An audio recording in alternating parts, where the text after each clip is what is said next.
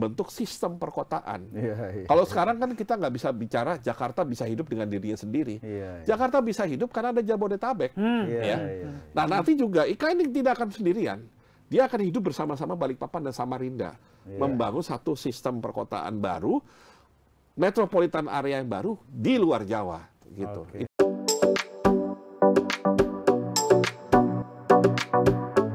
Masyarakat yang paling membutuhkan. Tapi begini Prof. Kalau kita balik lagi kita cermati tanggapan Prof terkait dengan Indonesia Emas 2045 tadi kan, kata kuncinya adalah industrialisasi salah satunya kan. Memang pada akhirnya itu butuh juga infrastruktur dan lain sebagainya. Ini sudah dijadikan landasan. Tapi dan kemudian juga sekarang kita melihat, nah ini ada satu yang kemudian juga menjadi salah satu program unggulan dari kandidat yang harus saya sebut lah ya. Nanti mungkin bisa dilihat oleh para netizen. Isu hilirisasi, Prof. Hilirisasi. Ini kan juga salah satunya juga memperkuat industri sebenarnya dalam negeri. Nah, hanya saja ini kan pro kon sekarang ternyata yang muncul. Ya kan, ini untuk menjadi catatan juga nih untuk siapapun the next presiden ya. Nah, terutama ini terkait mengenai dampak lingkungannya nih, Prof. Yang kadang-kadang juga jadi muncul banyak isu-isu yang memanas di sini begitu. Nah, bagaimana Prof memotret ini supaya menjadi catatan lah buat the next presiden ya. Karena kan tadi itu Cina pun juga walaupun industri juga dia tidak melupakan sustainability kan begitu. Nah, gimana Prof melihat memberi catatan atas kebijakan hilirisasi ini? Karena ini bisa jadi akan menjadi landasan juga loh untuk 2045 loh. Karena kan sudah dimulai dari sekarang. Nah, mungkin pertama gini, kalau saya perhatikan diskusi mengenai hilirisasi itu menjadi seolah-olah diskusi tentang nikel. Karena begini Prof, saya bisa memahami itu. Karena kan misalnya kayak tadi Korea dan Jepang dan China misalnya melihat pada basis industri otomotif. Tapi kalau Indonesia pasti tidak ada lain dalam pikirannya ya bagaimana mengelola sumber daya alam. Betul. Maksud saya begini. Pada akhirnya. Karena pasti itulah yang paling bisa kita ini kan. Itu saya sepakat. Jadi memang kenapa kita harus melirik hilirisasi sebagai bagian untuk memperkuat industrialisasi. Karena kalau kita mengikuti persis jalurnya Jepang, Korea, dan China, dan akhirnya apa? Harus head to head sama mereka, masih menjadi pertanyaan besar. Bisakah kita menghadapi mereka? Mampukah kita? Nggak taktis juga. Karena terus terang, stamina seperti itu hanya dimiliki menurut saya hanya oleh Korea. Kalau China itu tadi kan, saya udah cerita. Katanya kalau orang Jepang pun ngakui kalau di Korea itu 25 jam sehari katanya. Itu memang beri pengakuan mereka sudah kalah dari Korea itu. Karena tadi kan soal otomotif. China memang produsen mobil dan motor listrik terbesar di dunia. Tapi pasarnya memang mayoritas di negaranya sendiri gitu ya. Karena ya mobil listrik China itu misalkan kita ke Eropa mungkin susah mencarinya gitu ya. Tapi mungkin di Asia, apalagi di negara sendiri, itu memang sangat dominan. Gitu ya. Nah, kenapa saya bilang Korea yang luar biasa? Karena dia berani misalkan head to head sama Jepang. Sehingga elektronik, kalau dulu ya, orang selalu kalau TV itu merek Jepang yang dicari. Sekarang mulai terbagi, bahkan kadang-kadang biasnya lebih ke yang Korea. Bukan karena harga murah. Artinya bukan karena masalah harga, tapi karena orang merasa, ini cocok nih antara harga dengan kualitas. Berarti Korea sudah menemukan resep yang tepat. Fiturnya lebih lengkap ya. Dan untuk Indonesia gimana? Tadi kan kita kan melihatnya kayaknya nggak bisa kita kompetisi itu karena nggak taktis. Kita cuma bisa melihat yang akan sumber daya alam mau nggak mau. Itu kemudian berbenturan dengan isu sustainability, di sinilah alam. Saya ingin mencoba melihat juga. Selama ini kan kita memang, saya sendiri juga selalu menggunakan contoh Korea dan Jepang karena itu yang paling mudah diketahui oleh teman-teman kita di Indonesia ya. Tapi ada satu negara agak jauh memang di Amerika Latin ya. Yang ternyata jadi outlier tadi. Artinya dia sudah lulus. Jadi negara high income atau negara maju dibandingkan tetangganya. Dan tetangganya itu raksasa loh, Brasil. Siapa yang kenal Brasil? Siapa yang nggak kenal Argentina? Ya. Tapi satu negara ini namanya Chile ternyata berhasil ya. Nah, kalau saya perhatikan apa keberhasilan Chile, dia mengkombinasikan antara kebijakan ekonomi yang benar itu dalam pengertian tentunya versi mereka, yaitu Chile membuka ekonomi, kemudian dia mengelola ekonominya dengan baik lah, ya, dengan proper. Tapi kemudian ketika bicara sektor unggulannya apa, kok dia bisa? Karena dia kan juga bukan produsen otomotif. Siapa yang tahu ada mobil dari Chile atau TV dari Chile? tapi dia punya kekayaan alam yang mirip kita, namanya tembaga, koper. Ya kita juga punya koper kan di Tembagapura, di Papua situ. Nah, yang saya perhatikan waktu mereka belum jadi negara maju, dominasi ekspor mereka adalah ekspor koper sebagai bahan tambang mentah. Ya, bahan tambang mentah karena kan kategorinya begitu diolah dia pindah ke manufaktur. Betul. Nah, ketika dia menjelang negara maju dan sekarang kalau kita lihat ekspornya apa yang dominan? Barang olahan dari tembaga. Barang olahan dari koper. Jadi dia nggak jauh-jauh dari koper, cuman tadinya koper yang mentah, sekarang koper yang sudah diolah. Bagaimana dia mengelola isu lingkungannya? Nah, saya kebetulan tidak mendalami ya kalau soal sini. Tapi saya pikirkan begini, kalau di Indonesia, karena pasti menambang sendiri itu akan menimbulkan isu lingkungan. Ya itu pastilah itu. Nah, tentunya kalau kita perhatikan pembicaraan mengenai net zero saat ini, itu kan tidak mencari yang ekstrim. Artinya kalau gitu stop semua aja kegiatan. Ya kan nggak bisa juga. Harus ketemu di tengah lah. Masa transisi ini masa yang paling berat dan paling kritis menurut saya. Jadi cara yang menurut saya yang terbaik ya untuk terutama kalau kita bicara hilirisasi nikel lah ya, karena nikel yang selalu diomongkan. Tapi nanti juga akan ada hilirisasi dari boksit untuk jadi aluminium kan. Dan juga jangan lupa hilirisasi yang sudah ada, hilirisasi sawit, jadi biofuel atau jadi oleochemical atau hilirisasi dari kakao ya, jadi coklat olahan. Dan hilirisasi dari produk makanan kita ya. Nah, poinnya adalah kalau terkait nikel ya, menurut saya kandidat yang nanti akan menjalankan pemerintahan ini 2024-2024 nomor satu adalah harus memastikan pasca tambang dijalankan dengan baik. Ya, karena itu sudah ada regulasinya, undang-undangnya ketat sebenarnya. Sebenarnya sudah ada ya. Sudah ada. Kan yang memagari itu ya. Tambang yang sudah tutup itu banyak di Republik ini. Tambang timah misalkan di Pulau Singkap atau tambang boksit di Bintan misalkan.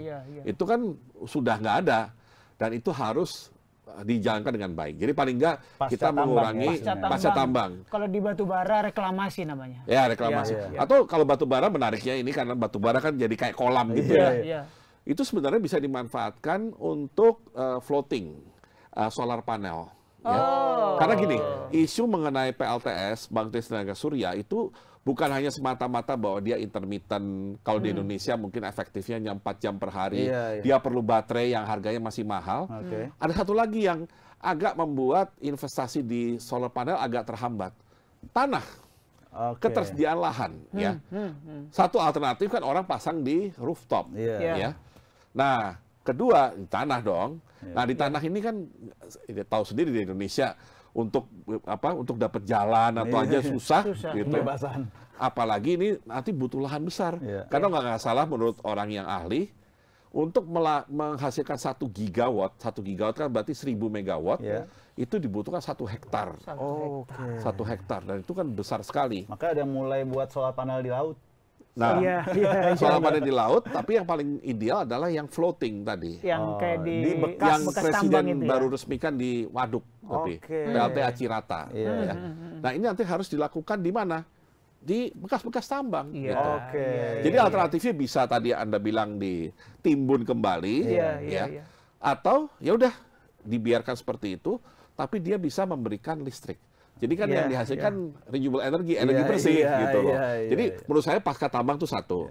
Kedua, batu bara lah jadi. Dan kedua, untuk pabrik-pabrik yang nantinya mengolah hasil tambang tersebut, apakah smelter ataukah pabrik baterai atau pabrik, kalau nikel kan bisa jadi stainless steel, ya pabrik stainless steel. Nah kita harus pastikan nanti listriknya pun harus diubah jadi listrik yang bersih gitu. Jadi sekarang ini memang pasti orang-orang yang peduli lingkungan akan protes. Karena sekarang kan kita terus terang masih kebanyakan dalam tahap smelter. Ya. Jadi kita memang mengatakan kita sudah melarang penjualan ekspor mentah biji nikel itu dengan nikel yang sudah diolah.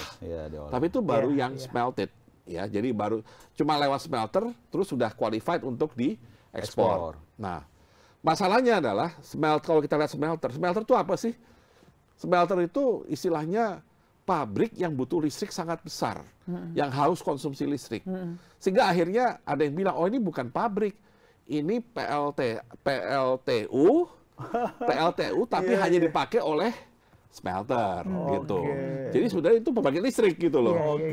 Karena memang itu komponen terbesar secara keuangan juga. Sehingga menurut saya ya harus mulai ada upaya ke depan, terutama kalau menuju net zero, kalau masih ada manufacturing yang mengolah hasil tambang, itu sudah harus diutamakan yang paling yang clean. Kalau saya menyarankan gas, natural gas. Mumpung apa? Mumpung kita tuh gasnya masih banyak. Banyak yang belum dieksplor, maksudnya. Ada yang di Masela, ada yang di water tuh di Selat Makassar. Kalau yang udah dikelola itu kan udah ada kontrak ekspor yang panjang biasanya ke kunci. Terus yang Bintuni saya kira masih ada mungkin stoknya, ada di Donggi Senoro, Sulawesi Tengah. Ada lagi Natuna yang besar juga, yang belum diekspor juga. Jadi menurut saya kita manfaatkan dulu lah apa yang kita punya untuk bisa menggantikan batu bara. Sebelum kita menemukan pembangkit listrik yang cocok. Ya, mungkin yang agak kontroversial nuklir. Atau yang skala besar misalnya air. Nah, contohnya kan pemerintah sekarang sedang, artinya swasta dengan dukungan pemerintah membangun PLTA Kayan dan Mentarang di Kalimantan Utara. Itu tujuannya adalah untuk mendukung nantinya proses hilirisasi. Tapi hilirisasi yang mau dituju ini boksit. Karena kan Kalimantan Barat itu kaya akan boksit. Dan kemungkinan saya nggak tahu apakah pabriknya nanti di Kaltara itu atau di Kalbar. Tapi intinya dua-duanya di Kalimantan lah. Karena itu PLTA yang dibangun di Kaltara itu akan strategis. Karena dia satu listriknya bersih dan kedua murah. Jadi kenapa PLTA Asahan kenapa pabrik aluminium, Inalum, itu di Asahan? Kan orang bertanya, kenapa sih jauh-jauh amat sampai harus ke Asahan? Jawabannya simpel, karena dia butuh listrik skala besar yang bisa disuplai secara murah oleh PLTA. Karena PLTA Asahan memang bagus, kapasitasnya besar, lancar, sehingga harganya jadi murah. Masuk dalam hitungan bisnis untuk membangun pabrik aluminium. Nah, kita ingin pabrik aluminium kedua nih di Kalimantan, yang tadi belum tahu apakah di Kalbar atau di Kaltara. Sumber energinya? Tapi sumber energi tadi dari Karang PLTA Kayan dan Mentarang gitu. Sungai terbesar di Kalimantan Utara.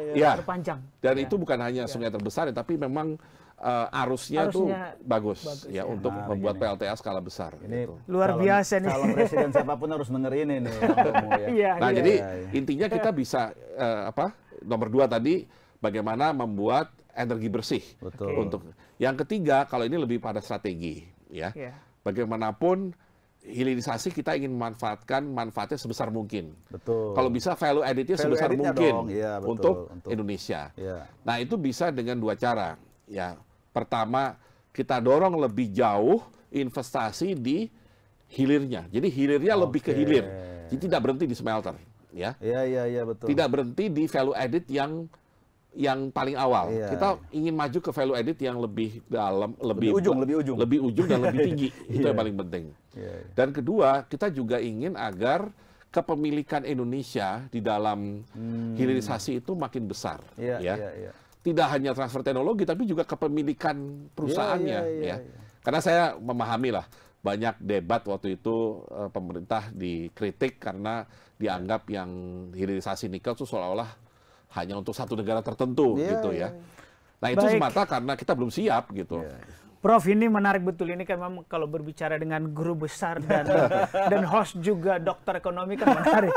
Tapi sebelum di ujung, Prof, tadi disinggung soal kita berada dalam optimisme menuju tahun emas 2024, tetapi ada kekhawatiran tahun cemas. Kita tahu sekarang Indonesia berada dalam kekhawatiran juga, di mana utang Indonesia sudah 8.041 triliun. Bank Dunia baru saja memperingatkan negara-negara yang utangnya besar ini rentan terhadap krisis. Bagaimana pandangan Prof terhadap ini?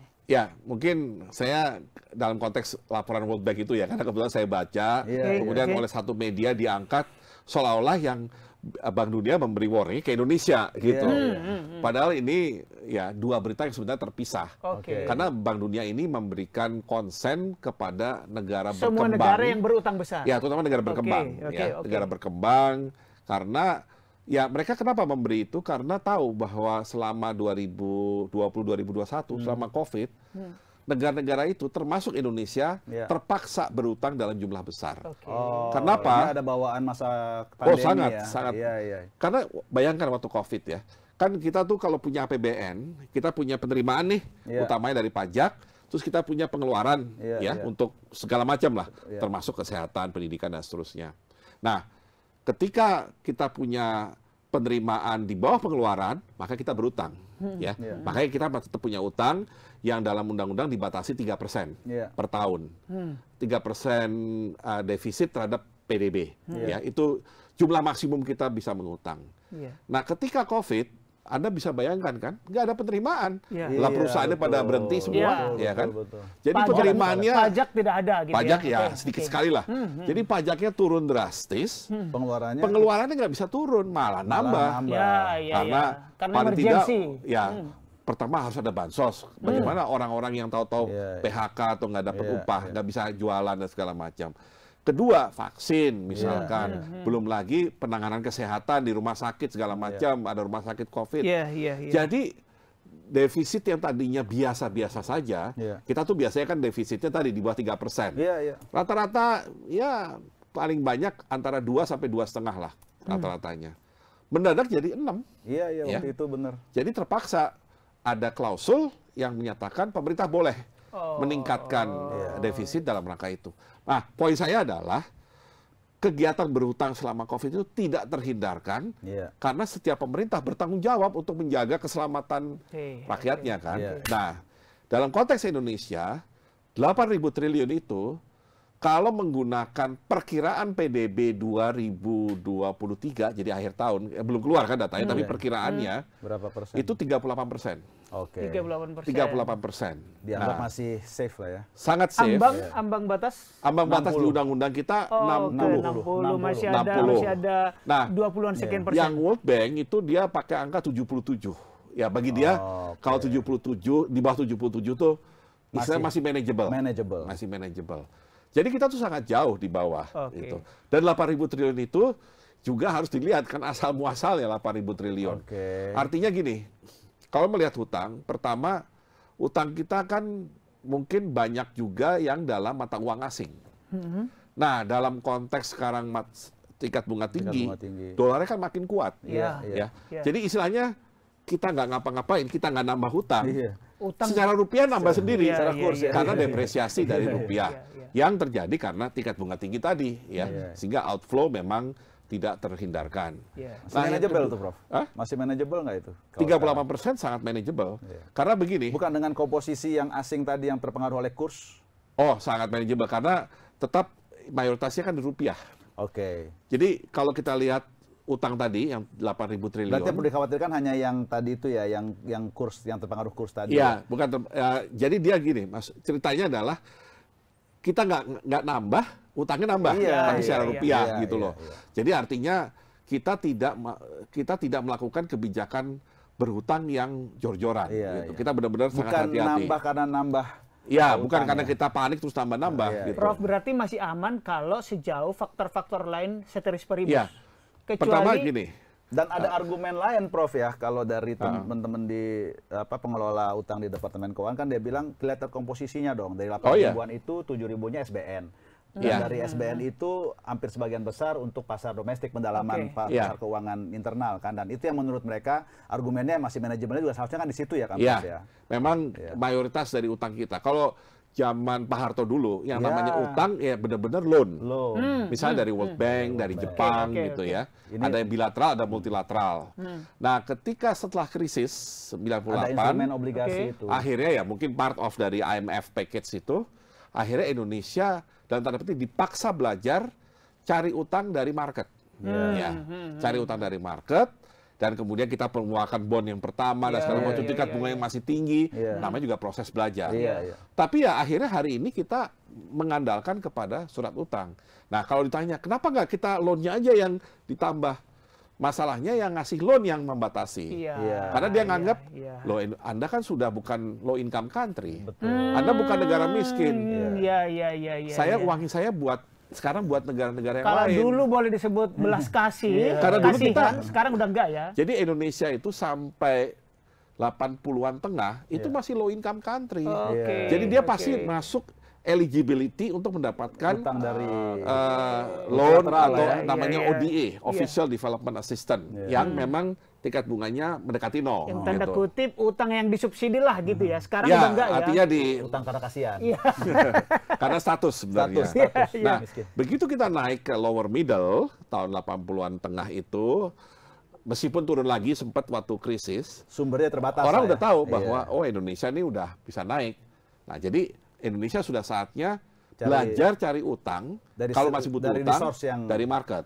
Gitu. Prof, karena Prof juga kepala Bappenas tentu angka-angka ini pasti hafal lah.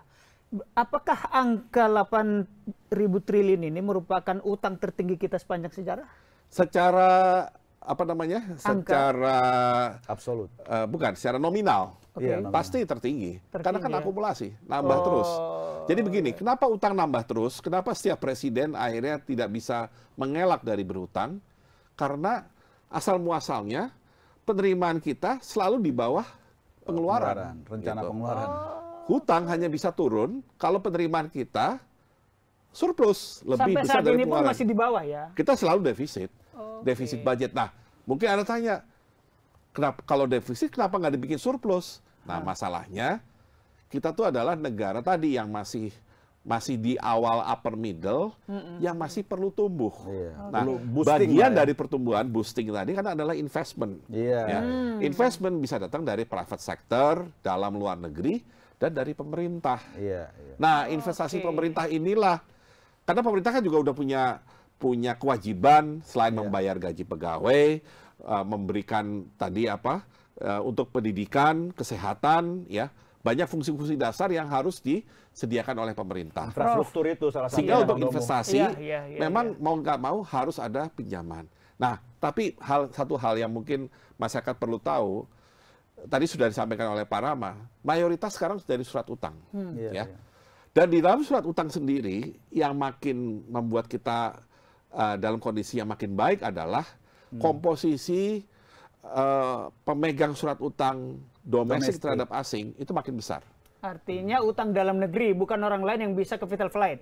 Atau jadi gini, surat utangnya sih surat utang rupiah, kita lelang di sini. Cuman yang beli kan boleh orang luar gitu. Nah, ada masa di mana pemegangnya besar, pemegangnya cukup besar orang asing. 40% lah katakan, ya 40% asing, 60% lokal. Bayangkan kalau ada tadi tingkat bunga tinggi, kemudian ada capital flow, maka salah satu yang outflow selain dari pasar saham kan dari pasar obligasi. Nah, yang 40% ini kalau kemudian bergejolak, ya Indonesia agak terganggu stabilitasnya. Nah, sehingga kalau kita lihat sekarang, komposisinya sudah makin membaik. Kalau nggak salah sudah mengarah ke 30%, sudah 30%, berarti lokalnya 70%. Ketergantungan ke asing makin ketergantungan ke asing makin kecil. Artinya dan berhutang pada rakyatnya sendiri. Nah, itu. Jadi sebenarnya kita sebagai warga negara nih, berkontribusi ke negara dua. Satu bayar pajak, satu kalau beli SBN. Prof, tadi bahwa kita masih defisit terus. Berarti siapapun the next presiden tidak bisa dihindari, dia pasti ngutang. Dia pasti akan berhutang, ya. Akan menambah hutang yang sudah 8.000. Kecuali bisa diyakini kita bisa memperbaiki tax ratio. Sekarang tax ratio kita itu cuma sekitar 10% dari PDB. Tax ratio. Karena nanti menaikkan tax ratio, lesu juga nanti ini perekonomian investasi sektor private lagi, ya kan? Sektor private tax ratio itu pertama apa? menaikkannya itu sangat tidak mudah, butuh waktu, ya. Dan nggak mungkin dengan menaikkan tarif. Yang mungkin adalah memperluas basis pajak. Itu yang rumit. Kalau cuma naikin pajak ya semua orang nggak bisa gitu ya. Pengalaman saya di pansus undang-undang pajak juga dulu. Gimana tuh? Ya itu antara bagaimana meningkatkan basis sama naikin rate tadi itu selalu jadi perdebatan untuk itu. Karena paling mudah kan naikin rate. Betul. Tapi nggak sustain karena ekonominya bisa kehilangan competitiveness. Kita mau bersaing sama Singapura, sama Malaysia, salah-salah pada kelari semua kalau kita naikin pajak. Iya. Itu. Prof, kita di ujung, udah 1 jam lebih. Karena Prof Bambang juga mantan Menteri Bappenas, yang juga merencanakan antara lain IKN, pemindahan IKN gitu. Seberapa signifikan sih? Karena tadi Bank Indonesia menyebut pertumbuhan investasi antara lain didukung oleh pembangunan di IKN. Yang pertama, seberapa signifikan pembangunan IKN terhadap pertumbuhan ekonomi, dan seberapa visible sih ini dilanjutkan kalau misalnya presiden berganti? Nah ini juga menarik jadinya, karena tidak semua kandidat presiden setuju sama IKN.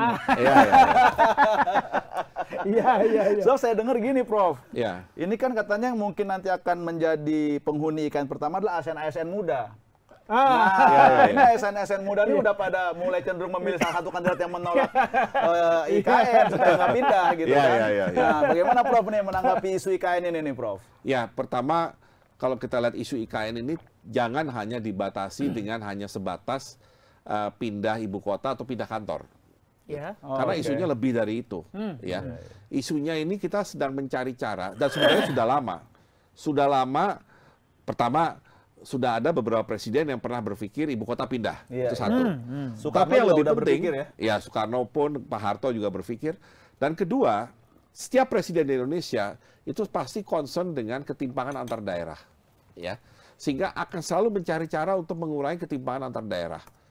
Dan ternyata apapun cara yang sudah dilakukan oleh berbagai macam pemerintahan sebelum ini, buktinya secara ekonomi basisnya 80% tetap Indonesia bagian barat, yaitu Jawa, Sumatera, dan Bali.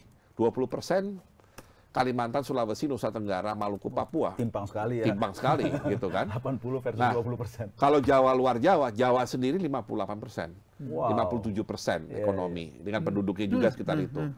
Nah, apakah tidak ada cara lain? Sudah banyak dilakukan. Apakah kota-kota lain tidak dibangun? Sudah dibangun. Daerah-daerah sudah dibangun. Buktinya Pak Jokowi sendiri agak nekat membangun jalan tol Sumatera. Dalam rangka untuk mencoba menggerakkan pertumbuhan ekonomi di Sumatera. Pak SBY pernah bikin master plan koridor itu, di mana Sumatera mau diarahkan untuk industri sawit dan segala macam. Sudah dilakukan, tapi ketika berhadapan dengan market ekonomi, atau perekonomian yang berbasis market, apa yang dilakukan pemerintah ini kurang kuat gitu. Karena yang kita coba pindahkan adalah aktivitas ekonominya yang sangat sulit gitu loh. Karena yang menentukan aktivitas ekonomi itu bukan pemerintah, tapi pelaku usaha sendiri. Dia akan mencari tempat yang bagi dia paling convenient. Nah, karena itu ketika kita bicara pusat pertumbuhan ekonomi baru, salah satu yang sebenarnya bisa langsung dibawa, dipindahkan adalah sektor yang namanya pemerintahan. Itu satu sektor loh dalam hitung statistiknya BPS. Nah, sektor pemerintah pusat itu bukan kecil loh, Jadi kalau dipindahkan, paling tidak itu menjadi cikal bakal dari berkembangnya IKN di Kalimantan, Kalau kenapa di Kalimantan? Pertama karena kita ingin di luar Jawa. Kita tidak mau memindahkan di Jawa karena akan membuat Jawa semakin padat. Dan Jawa itu meskipun banyak yang bilang enggak separah itu soal ROP, land subsidi segala macam, tapi Jawa tuh udah keberatan beban dan sudah menghadapi krisis yang kita nggak sadar, krisis air. Sebenarnya Jawa tuh udah krisis air gitu. Jadi udah nggak bisa lah dikasih beban yang berlebihan seperti itu. Jadi sudah saatnya beban itu sebagian dipindahkan keluar. Nah tadi yang bisa dipindahkan keluar seketika adalah pemerintah. Karena itu kita usulkan ibu kota di Kalimantan. Kenapa tidak di Sumatera? Karena kita ingin wilayah yang tengah dan wilayah yang resiko bencananya paling kecil. Terutama bencana memang bilang ada kebakaran hutan, tapi yang lebih berat kan yang bencana yang nggak bisa kita apa-apakan kan gempa bumi. Nggak ada cara kita memprevent earthquake itu nggak ada, Jadi kita cari yang paling kecil resiko gempa bumi dan volcanic eruption, gunung meletus. Dan itu gitu. adanya di Kalimantan. Itu ada di Kalimantan. Dan akhirnya Kalimantan Timur itu dipilih karena lokasinya dekat dengan kota yang sudah fungsional, Balikpapan dan Samarinda. Dan itu taraf internasional. Jadi kita nanti idenya adalah membentuk sistem perkotaan. Kalau sekarang kan kita nggak bisa bicara Jakarta bisa hidup dengan dirinya sendiri. Jakarta bisa hidup karena ada Jabodetabek. Nah nanti juga IKN ini tidak akan sendirian. Dia akan hidup bersama-sama Balikpapan dan Samarinda. Membangun satu sistem perkotaan baru, metropolitan area yang baru di luar Jawa. Gitu. Itu yang harusnya juga difahami. Jadi tidak hanya sekedar kemampuan politik atau sekedar keinginan Pak Jokowi supaya ada legacy beliau yang beliaulah presiden pertama yang berhasil memindahkan ibu kota dari Jakarta gitu. Ya cuman tantangannya itu menghadapi keengganan ini ya Prof ya. Karena udah terlalu nyaman juga mungkin. Paling gampang ginilah Pak Rama. Kalau Pak Rama tahu-tahu besok jadi pejabat apa disuruh pindah ke rumah dinas, mikir baru. Saya aja dulu disuruh pindah-pindah rumah dinas karena pindah jabatan. Capeknya setengah mati. Kalau bisa nggak pindah. Cuman ya gimana caranya? Karena rumah dinasnya sudah tertentu gitu. Iya. Berarti itu tinggal bagaimana memanage ya, mengelolanya. Memanage dan tentunya juga cara kerja ASN nanti di Kota Batu harus berbeda. Ya, betul. Harus berbeda dengan yang di Jakarta. Ini bukan sekedar pindah kantor gitu. Sebenarnya kan tapi juga membangun culture baru trennya juga. Udah ke situ ya, Prof. E-government, digitalisasi, terus co-working space, segala macam. Oke, menarik nih. Tapi ada lagi satu hal yang menurut saya juga menarik kalau kita mau mencoba membandingkan para kandidat ya. Karena kan benar yang tadi Bang Domu bilang, kandidat ini kan semua dari nol. Tapi kemudian mereka karena musim kampanye mungkin, jadi mungkin rasionalitasnya dalam berkampanye juga menurun semua rata-rata. Sehingga misalnya ada yang sampai menurut saya lebay lah ya, memberikan program yang serba gratis misalnya. Nah, ini sebenarnya gimana nih melihat ini supaya juga ini kan kita dalam rangka mencerdaskan pemilih ya. Karena begini, yang saya pahami juga kan sebenarnya apa istilahnya kewenangan mereka atau kebebasan mereka untuk mengelola anggaran itu sebenarnya kan mungkin baru tahun kedua ya. Untuk juga tahun ketiganya baru terjadi. Misalnya sekarang nih, APBN 2024 kan sebenarnya kan sudah diketok. Bahkan perubahan pun juga nanti masih yang sekarang karena kan baru Oktober begitu. Baru Oktober ya. Nah, kebayang saya kan Prof juga pernah yang mengalami masa transisi itu ya. Presiden baru jadi menteri terus kemudian dihadapkan pada tantangan program 100 hari pertama presiden. Ya. Apakah program 100 hari pertama ini yang tidak memerlukan anggaran atau bagaimana sih menyiasatinya gitu sehingga kita bisa memahami oh ini rasional, oh ini nggak rasional janji kampanyenya nih begitu. Yang pasti semua kandidat ketika harus mendapatkan dukungan pemilih akan cenderung populis. Betul. Itu sudah pasti. Ya. Dan ekonomi politik dari budget berhadapan dengan populis adalah segala sesuatunya menjadi affordable. Segala sesuatunya bisa didapatkan oleh masyarakat, oleh rakyat secara umum. Gitu. Nah, makanya akan muncul apakah program tadi yang gratis, apakah subsidi, ataukah macam-macam lah. Ataukah pengurangan pajak misalkan. Itu pasti muncul dalam bahasa kampanye. Nah, kalau menurut saya, bagaimana menjembatani ini dengan nantinya, terutama di tahun-tahun awal ya. Tahun-tahun awal, terutama di budgetnya sendiri, ada beberapa cara sebenarnya. Jadi yang pertama adalah, ketika kita bicara suatu program yang gratis, kita pelajari dulu ini buat apa programnya. Ya, misalkan ya, kalau saya ambil contoh salah satu kandidat makan siang gratis bagi siswa, itu sebenarnya dalam rangka stunting. Ya, karena kita baru sadar, kita pertama sadar terlambat tuh bahwa stunting kita besar. Ya, kita pernah kejadian stunting kita secara statistik sepertiga dari anak balita itu stunting. Wow. Ya. Dekade berapa itu, Prof? Belum lama waktu bukan dekade ini masih sepertiga. 30%. 30%, iya. Karena kita memang tidak di Jawa sih Bang Domu. Iya. Kita tidak menangani stunting dengan benar gitu loh. Ya. Jadi salah satunya kelemahan dari stunting adalah gizi kan. Ya. Ada berbagai faktor tapi ada satunya gizi. Nah, rupanya gizi itu bukan sekedar makanannya ada atau tidak, tapi pada komposisinya, ya. Kalau kita ingat dulu ada 4 sehat 5 sempurna.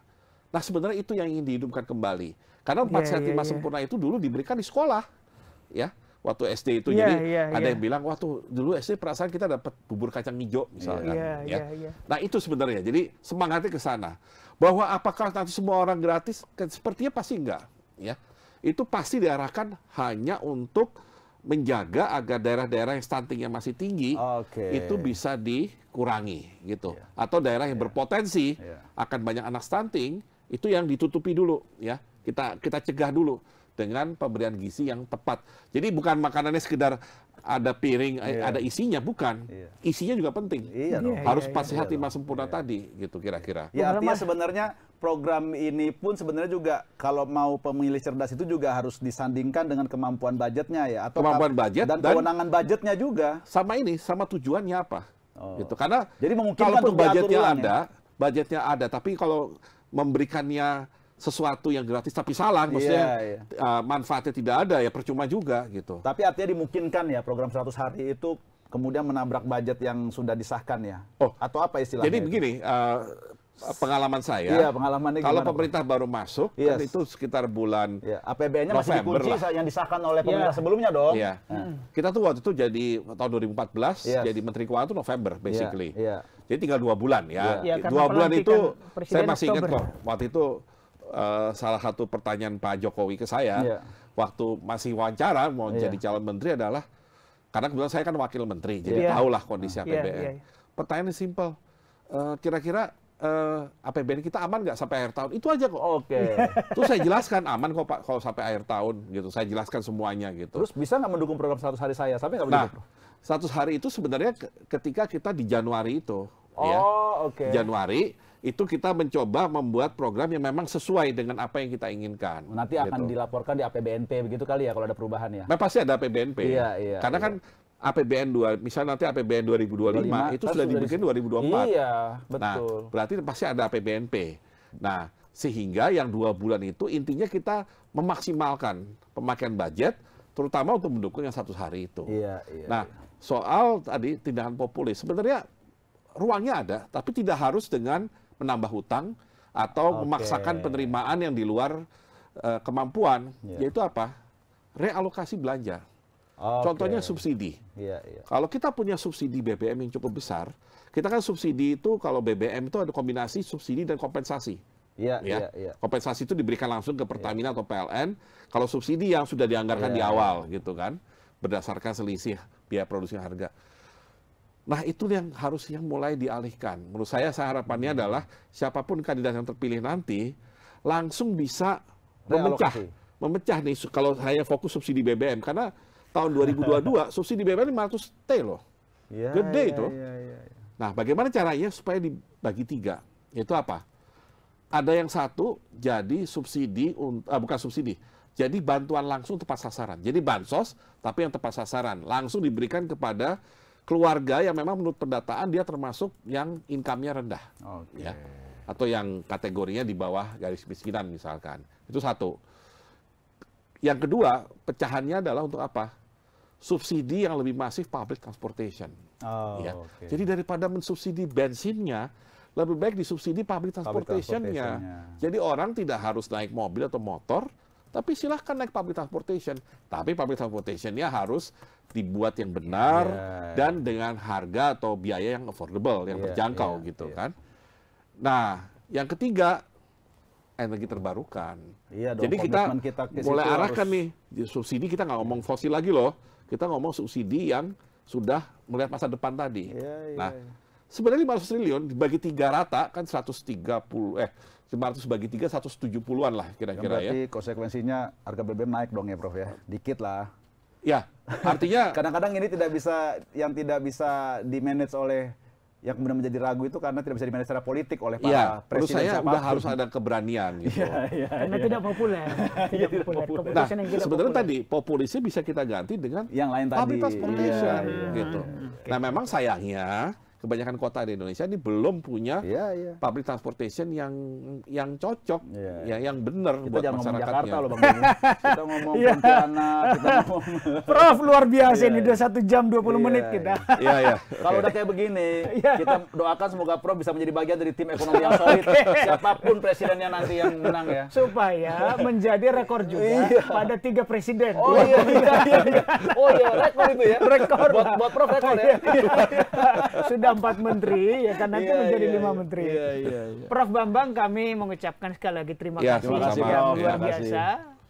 Tribuners dan pemirsa Warta Kota, saya tidak bermaksud menyimpulkan, tetapi ada beberapa hal isu yang menarik. 1, kaitan tahun politik dengan perekonomian Indonesia makin hari makin tumbuh positif. Artinya, kalaupun politik dinamis Bung Rama, ekonomi sudah berjalan baik. Itu tadi dari kata Prof. Dan ekonomi memberi politik, pilkada maupun pilpres dan pileg memberi kontribusi positif sekitar 0,2%. Artinya ini bagus. Yang kedua adalah supaya kita maju menuju, kata Prof tadi, lulus dari negara menengah berkembang menengah ke bawah, kita harus masuk era industrialisasi. Syaratnya salah satu hilirisasi pada semua sektor, bukan hanya nikel, tetapi juga industri pangan dan segala macam. Dengan juga memperhatikan dampaknya terhadap lingkungan. Karena harus ada aspek sustainability dalam setiap upaya Bung Rama. pembangunan. Yang terakhir adalah utang kita memang sudah tinggi 8.000 triliun, tetapi menurut Prof Bambang masih aman. Kenapa? Karena ketergantungan kita pada utang asing makin kesini makin rendah, karena kita kebanyakan di dalam obligasi atau surat utang negara yang komposisinya sudah 70%, meminjam bahasanya Bung Rama, pemerintah berutang pada rakyat. Siapapun presiden yang akan datang tetap akan berutang. Jadi jangan menyalahkan pemerintahan sebelumnya. Itu dari kami, Tribuners dan pemirsa Warta Kota. Sampai jumpa di edisi berikutnya. Saya Domo Ambarita dan kolega saya Rama Pratama. Kami pamit undur diri. Wassalamualaikum warahmatullahi wabarakatuh. Waalaikumsalam.